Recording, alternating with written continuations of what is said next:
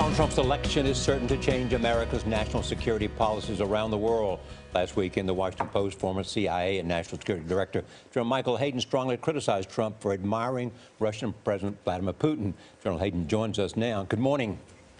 Good morning, Charlie. So what is because you and other national security officials have so been out front in your criticism on national security grounds of Donald Trump, what is your worst scenario? What is your biggest fear of Donald Trump as president? Charlie, I think the biggest fear I have is that he doesn't have that conversation that he has to have.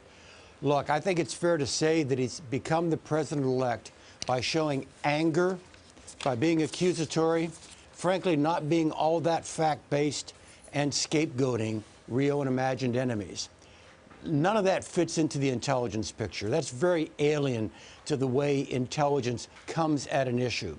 And unless he has a conversation with what I call the fact-based, inductive, world as it is people, and they have a meaningful dialogue, I fear he's going to continue to act on this other set of beliefs.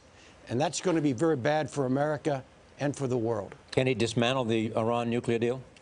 No, I don't think he can. It's relatively locked in. He can be ceremonial about ripping up some sort of document, but I don't think it changes a lot. And frankly, Charlie, that's not the necessary step. The immediate impact of the deal with regard to the nuclear program are okay. It's all the other things the Iranians are doing. And frankly, where Mr. Trump had good criticisms of the current administration, don't let them get away with what they're doing in Syria, in Yemen, and elsewhere. And then worry about the nuclear deal in the out years when its current provisions, such as they are, begin to age off. Russian leadership seems to be celebrating a Trump victory today, General Hayden. Vladimir Putin has already sent a letter of congratulations. Anything concern you about that? Sure. Look, I mean, when pressed, Mr. Trump says, wouldn't it be good if we had good relations with the Russians? Of course it would be. I would also like him to make some conditions on the Russians, that the Russians have to do certain things or stop doing other things for us to begin to have a more mutually beneficial relationship.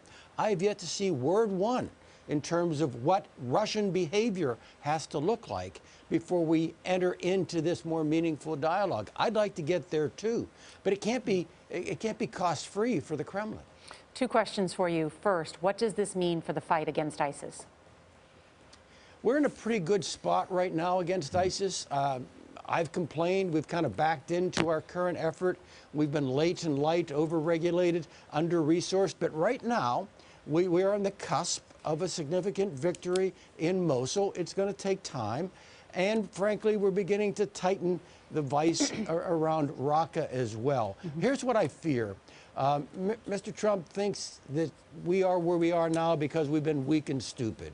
I think we've been slow, but not weak and stupid. And he seems to have the belief that we can kill our way out of this quickly and then go home.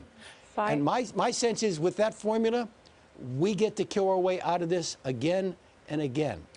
By most estimates, 1/4 of the world's population, 1.5 billion people, are Muslim.